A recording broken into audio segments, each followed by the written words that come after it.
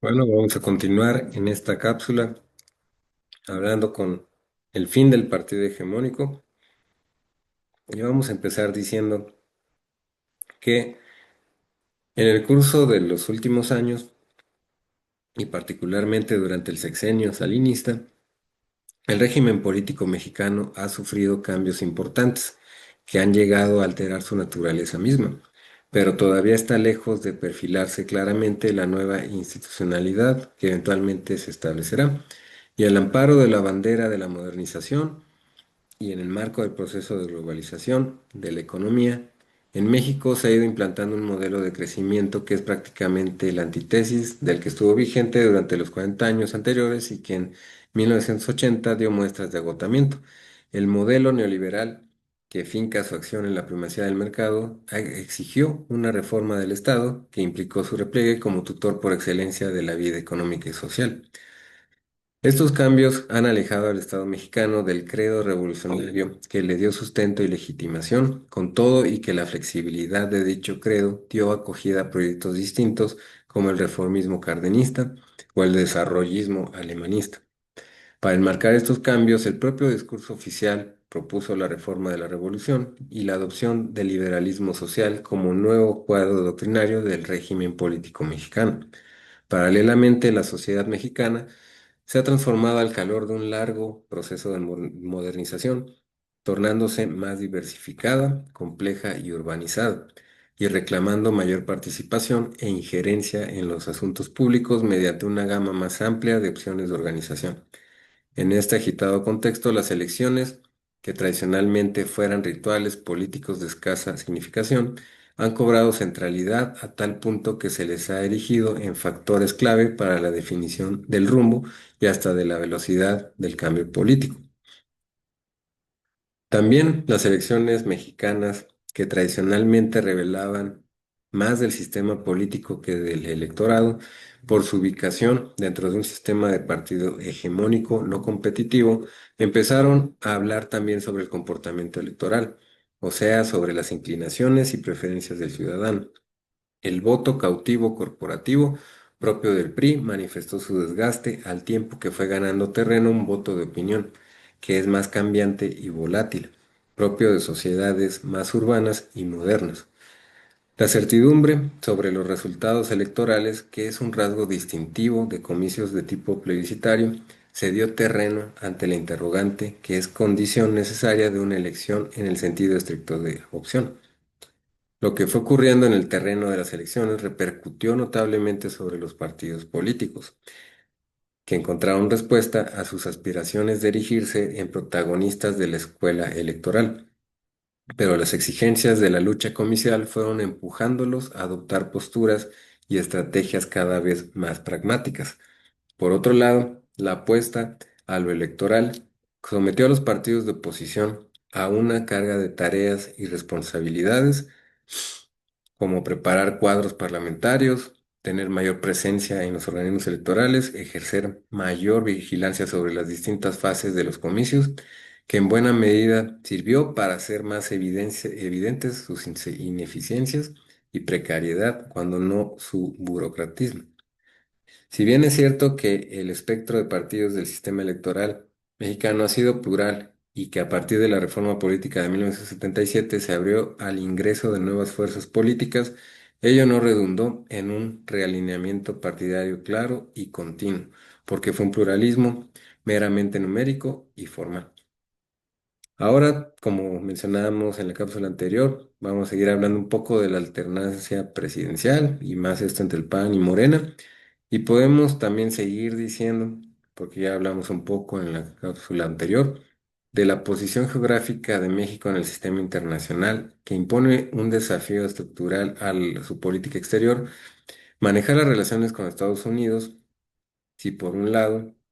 el país tiene determinados atributos materiales que permiten caracterizarlo como una potencia media o un país en desarrollo, territorio, población y capacidad económica. Su condición geográfica de compartir frontera con el estado más poderoso del sistema internacional impone graves limitaciones a su autonomía y pone en preservación de esta como preocupación central. La construcción de identidad de México se basó en la resistencia a las intervenciones externas. En la guerra de 1846 a 1848, México perdió más de la mitad de su territorio a favor de Estados Unidos, lo que trajo a su política exterior un carácter legalista y de defensa de los principios de derecho internacional, como la no intervención, la preservación de la autodeterminación de los pueblos y la negociación pacífica de los conflictos. Posteriormente, la Revolución de 1910 impulsó el auge del nacionalismo y de ella se originó la Constitución de 1917. También podemos decir que los datos muestran una relación de dependencia de México hacia Estados Unidos y el país no logra aprovechar otras oportunidades en el sistema internacional, como es el caso de las relaciones con Latinoamérica y con Asia. En la década de 1990, el gobierno de México firmó una serie de acuerdos de comercio con el objetivo de incrementar el intercambio con otros países del sistema internacional. Ahora también podemos decir que eso no significa que México ha dejado de buscar incrementar su autonomía o su margen de negociación en el sistema internacional, pero es un hecho que el país no logra expandir las oportunidades de cooperación más allá de Estados Unidos. También podemos ahora decir de la llegada de Andrés Manuel López Obrador a la presidencia de México y podemos decir que a pesar de autonombrarse el candidato de la Cuarta Transformación de México, Andrés Manuel López Obrador tiene una larga trayectoria en la política mexicana. Y Andrés Manuel López Obrador empezó su carrera en el PRI y el cual abandonó en 1998 por diferencias ideológicas. También podemos decir que logró mantener el apoyo en las elecciones del 2012 cuando estuvo en segundo lugar y perdió la presidencia contra el candidato del PRI, Enrique Peña Nieto. Y según datos del Instituto Federal Electoral, el candidato del PRI tuvo 38,2 del total de votos, mientras Andrés Manuel López Obrador 31,59, lo cual fue una diferencia muy pequeño. Y en las elecciones federales de 2018, todas las encuestas previas indicaban la victoria de Andrés Manuel López Obrador como el próximo presidente de los Estados Unidos mexicanos. Con la coalición Juntos Haremos Historia, y de hecho ganó con gran margen el 1 de julio de 2018. También vamos a decir que lo que dejó Peña Nieto y las propuestas generales de Andrés Manuel López Obrador, podemos decir que también hubo varios datos que presentan evidencias empíricas de que la Estrategia Nacional de México de combate a la violencia había presentado fallas y aparte de estos resultados, Enrique Peña Nieto siguió con la guerra contra los narcos lanzada en el gobierno de Felipe Calderón y encabezada por la cooperación bilateral con Estados Unidos. Ahora, para concluir con esta parte, vamos a hablar ya la última parte ya de la cápsula y también de la materia sobre la consolidación de la democracia. Y vamos a empezar diciendo que México experimentó una transición prolongada a la democracia, caracterizada por su larga duración, su gradualismo y su énfasis en el electoral. Puede decirse que nuestra transición no implicó una clara ruptura institucional, sino una transformación progresiva y pacífica que llevó a establecer una democracia predominante electoral. Esta fue su virtud, pero a la vez también un defecto, porque muchos de los problemas de la fase que le sucede, la consolidación, tiene su origen en este énfasis exclusivo en lo procedimental, particularmente en las reglas del acceso al poder, dado que las reglas para su ejercicio se mantienen con pocas modificaciones. Por esto, a partir del año 2000, si alguna duda quedaba respecto a la democracia electoral, esta quedó disipada con la alternancia en el poder presidencial. El triunfo del candidato opositor Vicente Fox del Partido de Acción Nacional dejó en claro que el voto contaba y que se había transformado efectivamente en el instrumento de selección de las autoridades públicas. Así, la transición prolongada concluyó y comenzamos la discusión acerca de su consolidación. ¿Quién o quiénes son los responsables de su condición actual y su futuro y su calidad? La literatura teórica comparada sobre la consolidación democrática ha considerado un gran número de variables que se podrían agrupar, pero podemos mencionar la legitimidad de las instituciones democráticas, el respeto de la legalidad, la autonomía relativa del poder civil, el grado en el que los intereses ciudadanos son representados por los partidos políticos y estos se establecen en un sistema de partidos fuertes y estables. También la garantía del derecho a votar y ser votado de todos los ciudadanos, la garantía de participación y expresión de la sociedad civil. También cabe hacer mención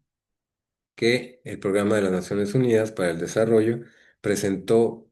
hace años una evaluación de las democracias latinoamericanas desde el punto de vista del grado en que garantizan el conjunto de los derechos ciudadanos, y evaluación que en buena medida ilumina algunos aspectos descuidados por los estudiosos de la consolidación. Por esto considera que en las últimas décadas ha habido avances considerables en el respeto a los derechos políticos de la población en la medida en que se han construido democracias electorales comparables con las de los países democráticamente más maduros en materia de reglas e instituciones. Sin embargo, las diferencias entre estas y aquellas democracias se encuentran en sus sociedades. En América Latina son profundamente desiguales y pobres, y la democracia significa un estado de ciudadanos y ciudadanas plenas, una forma, sí, de elegir a las autoridades, pero además una forma de organización que garantice los derechos de todos. También es de hacer notar una coincidencia clave en la literatura de la consolidación, la afirmación de que la democracia se consolida una vez que se legitima entre todos los actores políticos y sociales, y ninguno de ellos pretende desafiar y cuestionar esa legitimidad por medios no democráticos. La democracia se convierte entonces en el único juego en la ciudad. Para usar la afamada expresión de Linz, en los términos de Di Palma, que, puesto que lo democrático es un juego abierto de resultados inciertos que no impone a los jugadores otra expectativa que el hecho de jugar, el formar y consolidar una democracia. La condición, o mejor dicho, la consolidación, supone entonces dos características generales. En primer lugar, asumir que las tareas de constitución del régimen han sido resueltas. La central, que la legitimidad del régimen derive de procesos electorales confiables y limpios, además que el régimen mismo sea estable y que se garanticen a plenitud los derechos civiles y políticos de los ciudadanos, aun cuando pueda haber carencias en la satisfacción de algunos derechos sociales. Pero la consolidación supone asumir, en segundo término, que legitimidad, estabilidad y garantía de derechos suponen a la vez la existencia de reglas del juego claras, públicamente conocidas y aceptadas por todas las partes en tanto producto de una negociación consensuada.